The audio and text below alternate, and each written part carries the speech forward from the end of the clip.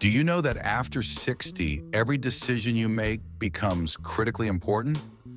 I'm not trying to scare you. I want to open your eyes to a truth that many people learn too late. Imagine a person who has lived 60 wonderful years. He thinks he knows his body better than any doctor. He continues to do what he's always done. And suddenly, 5 years later, he looks 80. His energy has disappeared. His joy for life has faded. What happened? Just 5 habits. 5 seemingly innocent habits are literally stealing 10 years of his life.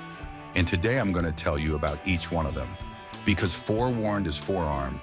If you or your loved ones have crossed the threshold of 60, this video could be a turning point. Stay until the end, because the last habit is the most unexpected and the most dangerous. Let's start from the very beginning. Why does 60 years become such a critical point? After 60, your body enters a completely new phase of life. Your metabolism slows down by 20 to 30%. Bone density starts declining faster. Muscle mass decreases by approximately 3 to 5% every 10 years. But you know what's most interesting? Most people continue to live as if they're still 40. It's not their fault. Society doesn't prepare us for this transition. No one tells you that the rules of the game have changed. And this is where problems begin. Habit number 1, sedentary lifestyle. After retirement, many people consider retirement a time for well-deserved rest. Finally, you can sit at home, watch TV, read books. Sounds perfect, right? But here's the harsh truth. Studies show that people who drastically reduce physical activity after 60 lose up to 40% of their muscle mass by age 70. This is called sarcopenia, and it's not just a medical term. Let me tell you a story. My neighbor's name was Nikolai Petrovich. All his life, he worked as an engineer, walked to work on foot, was an active person. At 62, he retired, decided to rest. He earned it, he said. 2 years later, I didn't recognize this man. He could barely climb the stairs. His back was bent. He started using a cane. He was only 64. What happened? When muscles aren't used, they atrophy. But after 60, this process accelerates 3 times. Your body literally starts consuming itself. Muscle tissue is replaced by fat. Bones become fragile. Joints lose mobility. But that's not the scariest part. A sedentary lifestyle increases the risk of cardiovascular disease by 50%. It raises the likelihood of type 2 diabetes. It's even linked to accelerated cognitive decline and dementia. Think about it. You spend 30 years in school and university preparing for life, then 40 years working, and then when you finally have time to enjoy the fruits of your labor, your body lets you down because you stopped moving. What should you do instead? Movement is life. Literally, after 60, you need at least 30 minutes of moderate physical activity every day. This can be walking, this can be swimming, this can be yoga or Tai Chi. Nikolai Petrovich, by the way, changed his life. He started going to the pool 3 times a week. 6 months later, he looked 10 years younger. His energy returned. He was smiling again. The cane became a thing of the past. Remember this, your body is a machine that rusts without use. Habit number 2, eating without considering age-related changes. Here's a question I'll ask you. Do you eat the same way you ate at 30? If the answer is yes, then I have bad news for you. After 60, your metabolism slows down by approximately 20 to 30%. This means that if you eat the same portions as before, you'll gain weight. But it's not just about weight. Your body changes the way it absorbs nutrients. The stomach produces less acid. The intestines work more slowly. The pancreas gets tired. All this means you need to eat smarter, not less. I knew a woman named Valentina. She was 63 years old and she was proud that she had eaten the same way all her life. Borscht, potatoes, white bread, sweet tea. Traditional food, she said, the food of my ancestors. A few years later, she developed type 2 diabetes. Her cholesterol skyrocketed. Doctors warned of a high risk of stroke, all because she didn't adapt her diet to the body's changing needs. After 60, you need more protein to maintain muscle mass. You need more calcium and vitamin D for bones. You need more fiber for digestion. But at the same time, you need fewer calories and fewer simple carbohydrates. Sounds complicated. Actually, it's simple. Eat more fish, nuts, vegetables, and fruits. Reduce sugar, salt, and processed foods. Drink more water. Your body will thank you. Valentina changed her diet. She started eating more vegetables, fish, and added whole grains to her diet.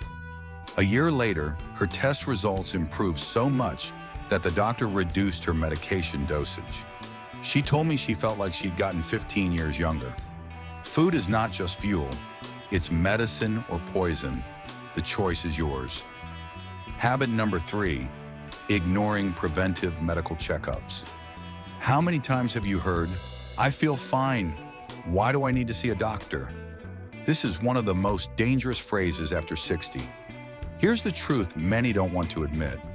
Most serious diseases don't hurt in the early stages. Cancer doesn't hurt until it spreads. Heart disease doesn't hurt until you have a heart attack. Diabetes doesn't hurt until your kidneys start failing. I knew a man named Victor, strong, confident man. At 65, he felt great. He worked in the garden, played with his grandchildren, lived a full life. He didn't trust doctors. "They just pump money out of you," he said. When he finally went to the doctor, because his wife insisted, it turned out he had stage 3 prostate cancer. If he had come 2 years earlier, he could have been completely cured. Now he's fighting for every day. After 60, preventive checkups are not a luxury. They're a necessity. You need to check your blood pressure, cholesterol, and blood sugar levels every year. Women need mammograms. Men need prostate checks. Everyone needs a colonoscopy. These screenings can save your life, literally. Early diagnosis increases chances of recovery by 80 to 90% for most diseases. Think of it this way. You regularly get your car inspected, right? You change the oil, check the brakes. Why? Because you want the car to last a long time. Your body is much more valuable than any car. Doesn't it deserve the same attention? Don't wait until something breaks. Prevent breakdowns. Habit number 4, social isolation. Here's something few people talk about. Loneliness kills faster than smoking. This is not a metaphor. This is a scientific fact. Studies show that social isolation increases the risk of premature death by 50%. That's more than obesity. That's more than alcohol. That's comparable to smoking 15 cigarettes a day. Why? Because humans are social beings. We need communication for mental and physical health. When we isolate ourselves, our body enters a state of chronic stress. Cortisol levels rise. The immune system weakens. Inflammation in the body intensifies. After 60, the risk of social isolation increases sharply. Children grow up and move away. Friends relocate or pass away. Colleagues remain in the past after retirement. Suddenly, your social circle narrows down to the TV and occasional conversations at the store. I remember Maria Ivanovna. After her husband's death, she locked herself in her apartment. She saw her children once a month. She only greeted neighbors in the elevator. She said it was easier that way, that she didn't want to bother anyone. A year later, she was hospitalized with depression. Her blood pressure was critical. She started forgetting simple things. Doctors said she needed more than just medication. She needed people. Social connections are not just a nice addition to life. They're the foundation of health after 60. Communication stimulates the brain. It gives meaning to life. It protects against depression and cognitive decline. What to do? Join clubs based on your interests. Do volunteer work. Take courses. Meet with friends regularly, not sporadically. Even if you think you prefer solitude, Force yourself to go out and socialize at least 2 to 3 times a week. Maria Ivanovna started going to a book club at the library. She met women her age. They started meeting for tea. A few months later, her condition improved so much that the doctor canceled half her medications. People need people, especially after 60. Habit number 5, refusing to learn new knowledge and skills. And now the most unexpected habit, the one almost no one thinks about, refusing to learn something new. Many people after 60 believe that the time for learning has passed. I'm too old for this, or they say, I don't need it. Let the young people figure it out. This is a catastrophic mistake. Here's why. Your brain is a muscle. If you stop training it, it atrophies. After 60, the risk of dementia and Alzheimer's disease starts growing exponentially. But you know what? Continuous learning can reduce this risk by 60%. When you learn something new, your brain creates new neural connections. This is called neuroplasticity. Scientists used to think this was only possible in youth. Now we know the brain is capable of changing at any age. Learning a new language, mastering a musical instrument, learning to use a computer or smartphone, even a new walking route. All of this stimulates the brain and protects it from aging. I know a man named Anatoly. At 68, he decided to learn how to use a computer. Everyone laughed. His children said, "Dad, you don't need this. We'll help you when necessary." But he insisted. He enrolled in courses. He learned slowly, with difficulty. But 6 months later, he was already communicating with his grandchildren via video call. He read news online. He even started a blog about his life. But the most amazing thing happened at his medical checkup. His cognitive test showed improvement. The doctor was amazed. At 70, his brain was working better than at 68. Learning is not just about the brain, it's about self-respect. It's about the feeling that you're still growing, still developing, that your life isn't over, that the best is yet to come. When you stop learning, you start dying. This sounds harsh, but it's true.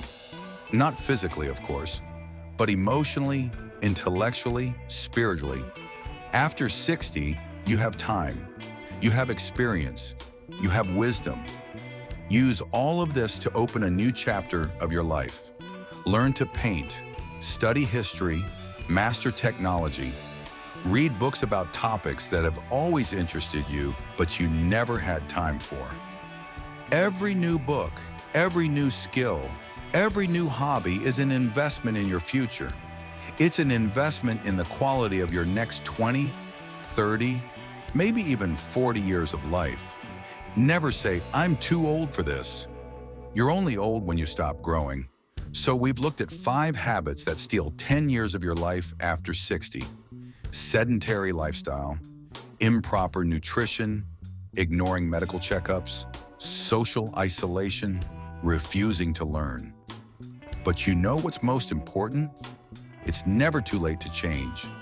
It doesn't matter how old you are right now, 60, 70, 80, your body has an incredible ability to recover if you give it a chance. Nikolai Petrovich started going to the pool at 64. Valentina changed her diet at 63. Maria Ivanovna returned to people at 70. Anatoly sat down at a computer at 68. Each of them added years to their life, but not just years. Years full of energy, joy, and meaning. If this video helped you or your loved ones, hit the like button right now. Share it with those over 60. This could save someone's life. Literally. Subscribe to the channel to learn more about health and longevity. And in the comments, write which habit surprised you the most. Remember, your life after 60 can be the best chapter in your book, but only if you decide it yourself. See you in the next video. Take care of yourself.